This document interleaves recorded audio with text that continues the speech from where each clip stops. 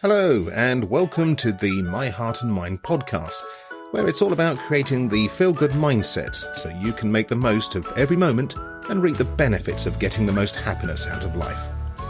And now, over to your host, Sallie Crawley. My show is for you if you've had a heart attack, heart surgery, a cardiac arrest, or your life has been impacted by a cardiac diagnosis. It's all about mastering your thoughts and feelings and emotions so you can feel great and live a life that you love despite your diagnosis. Thank you so much for joining me today. Just before we get into the show though, please be aware that my work is not intended to replace conventional medicine. It is complementary. If you have any concerns about your health or your heart, then do seek medical expert advice immediately. Hello and welcome to another heartfelt conversation with me, Sallie Crawley. Today we're going to talk about something that's often whispered about, avoided or pushed to the side. It's end-of-life planning. Now before you reach to switch off, please stay with me because this isn't a sad story. It's a love story about the people who matter most and about creating peace in one of life's most profound chapters. I know this topic can make us feel uncomfortable, but planning ahead isn't morbid. It's an act of kindness for you and for those who carry your story forward.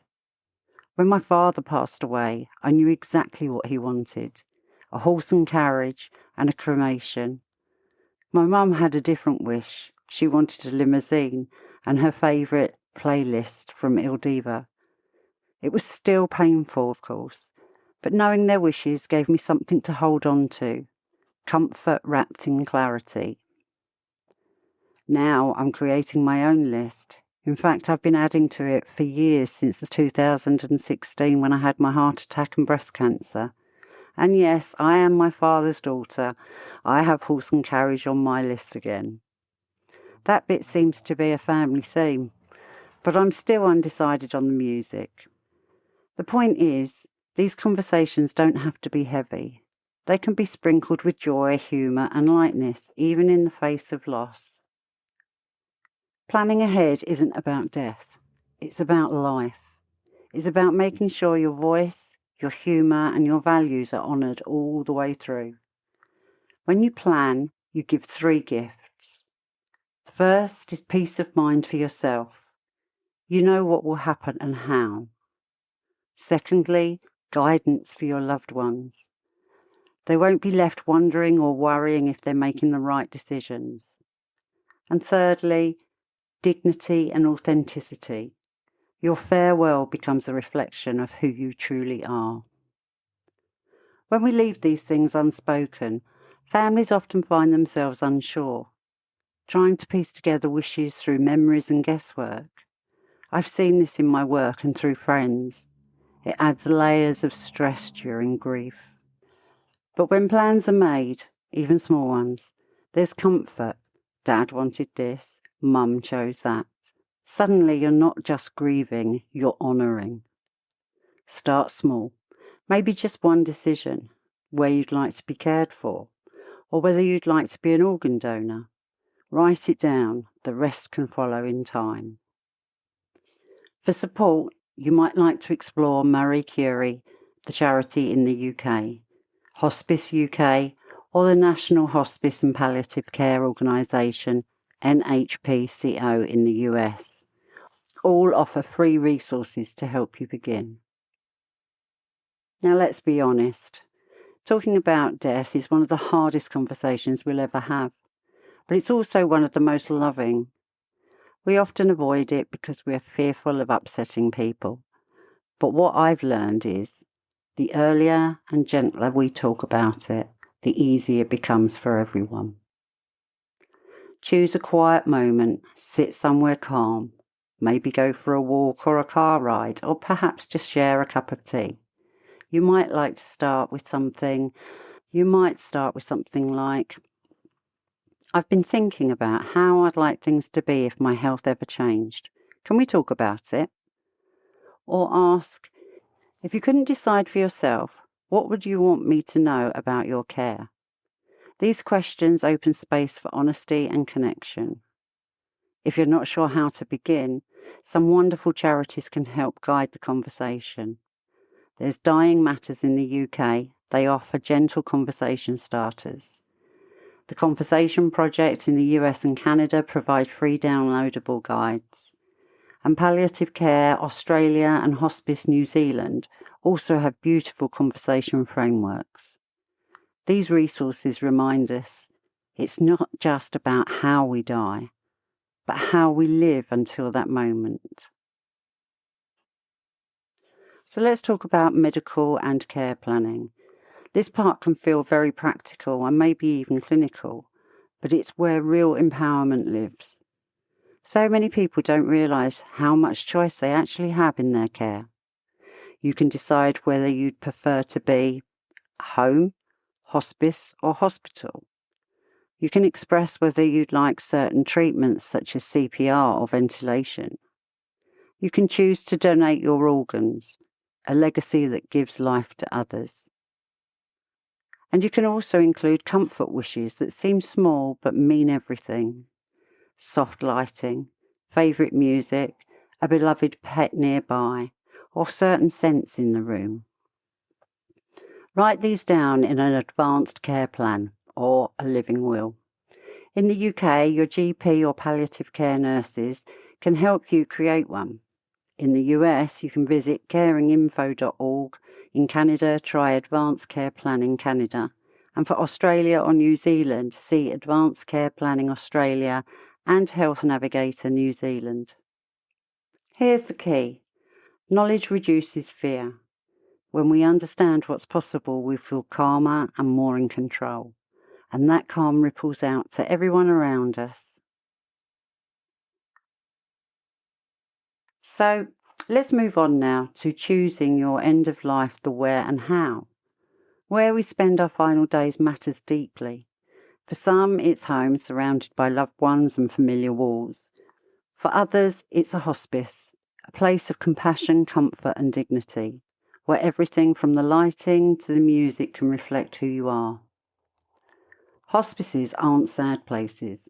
They're often filled with laughter, art, therapy pets, and moments of real connection.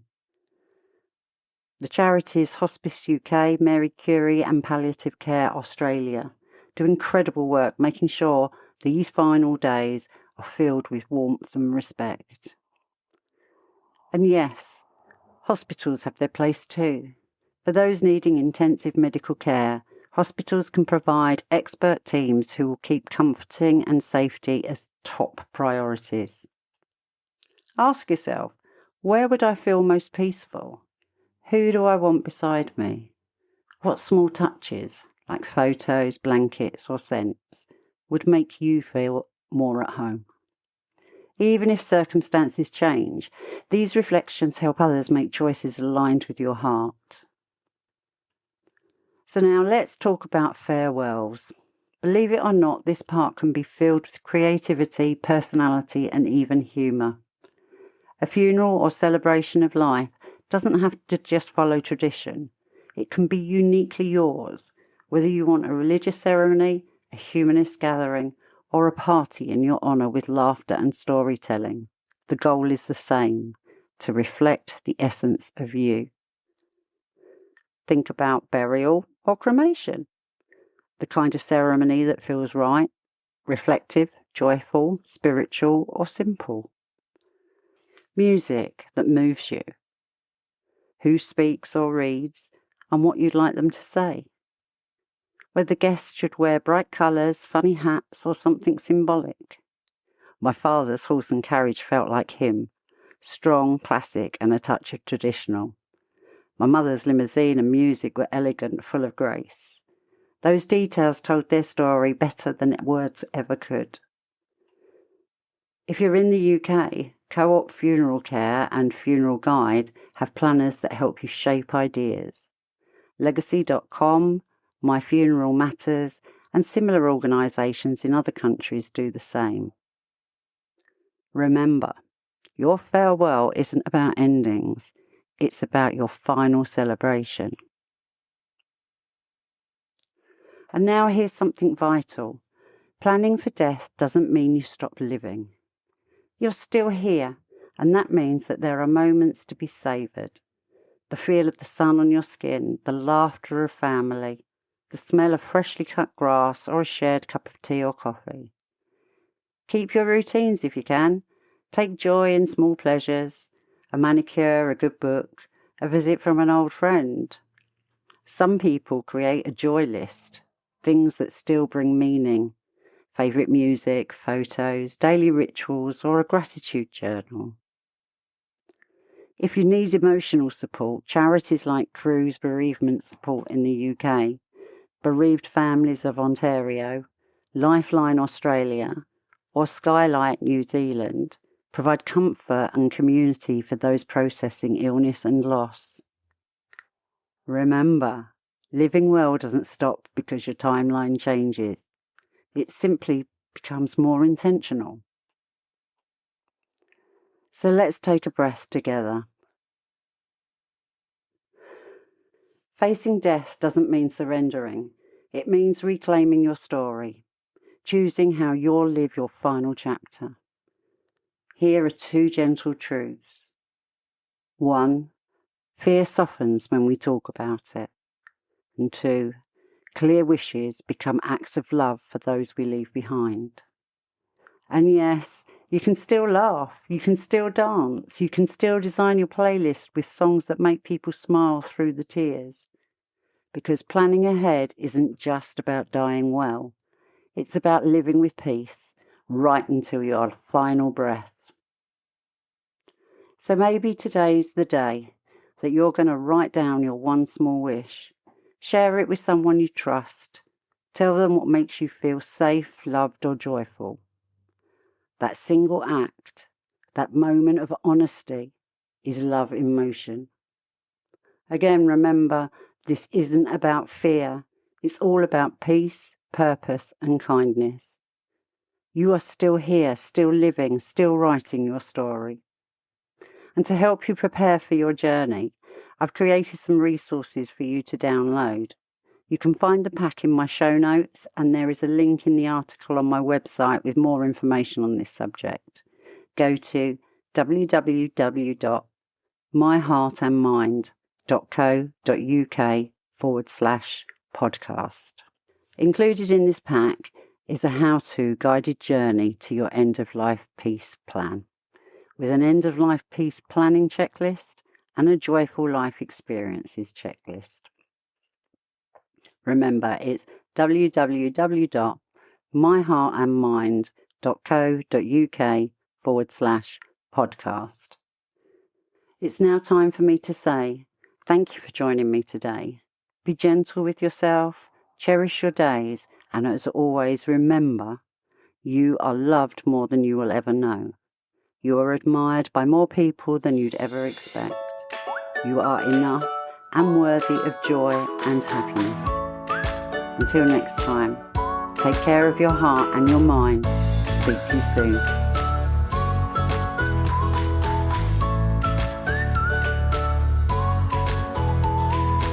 You've been listening to Sallie Crawley and the My Heart and Mind podcast, a show for you if you've had a heart attack, cardiac event, or other life-changing experience and want to feel good.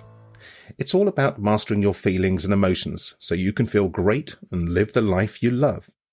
To find out more, visit www.myheartandmind.co.uk and note that that's an AND and not the ampersand character. Go be magnificent.